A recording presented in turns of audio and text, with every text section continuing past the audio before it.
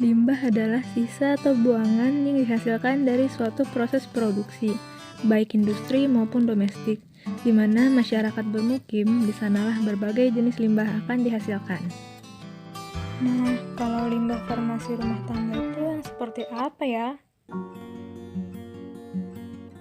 Limbah farmasi rumah tangga adalah limbah yang mencangkup produk farmasi, seperti produk perawatan pribadi, obat-obat yang sudah kadaluarsa, tidak digunakan, tumpah ataupun terkontaminasi, sehingga diharuskan untuk dibuang. Terdapat jenis limbah yang berbahaya, yaitu limbah bahan berbahaya dan beracun, atau yang sering kita dengar dengan limbah B3. Nah, limbah farmasi ini termasuk ke dalam golongan limbah B3 loh. Oleh karena itu, diperlukannya pengelolaan limbah yang bertujuan untuk meminimalkan dampak terhadap lingkungan yang telah dan akan ditimbulkan oleh adanya pengeluaran limbah terutama yang berpotensi sebagai bahan berbahaya dan beracun. Selanjutnya, terdapat cara penggunaan dan pengelolaan obat yang benar, yang dikenal dengan singkatan DAGU-SIBU. Yang pertama yaitu dapatkan.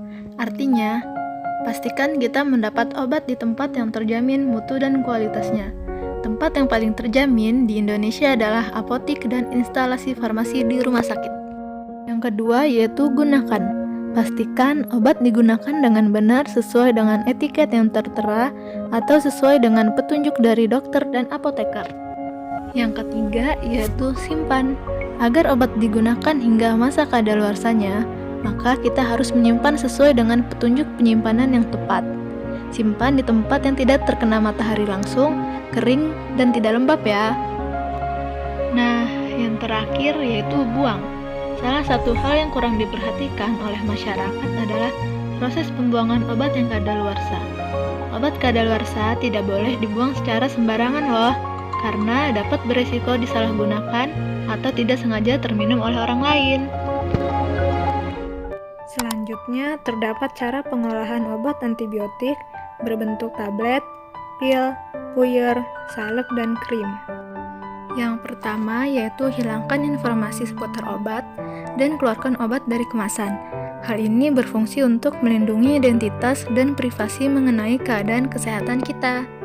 Yang kedua yaitu buat obat menjadi berbentuk tidak utuh dengan cara dihancurkan. Selanjutnya, campur obat-obat tersebut dengan air, garam, ampas kopi, pasir, dan kotoran lainnya. Hal ini bertujuan untuk menghindari terjadinya pengambilan obat oleh orang lain, anak kecil, hewan, dan sebagainya. Selanjutnya, letakkan pada wadah tertutup. Baru kemudian silahkan buang ke dalam tempat sampah. Selanjutnya, terdapat cara pengolahan obat antibiotik berbentuk sirup dan cairan obat luar. Nah, perlu diperhatikan, untuk obat sirup antibiotik sebaiknya tidak dibuang di toilet, sebab di dalam toilet terdapat bakteri pembusuk kotoran yang tidak dapat berfungsi apabila terkena obat tersebut. Untuk obat berbentuk sirup, dapat dibuang dengan cara ditambahkan air ke dalam cairan obat dan selanjutnya dituang langsung ke dalam saluran pembuangan air.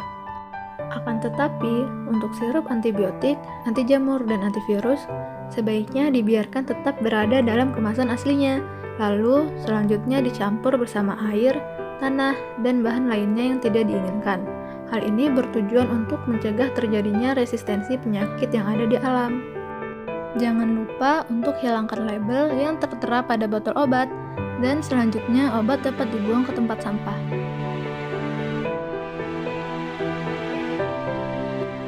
Demikian penjelasan mengenai pengelolaan limbah farmasi rumah tangga. Mohon maaf jika ada kesalahan. Terima kasih.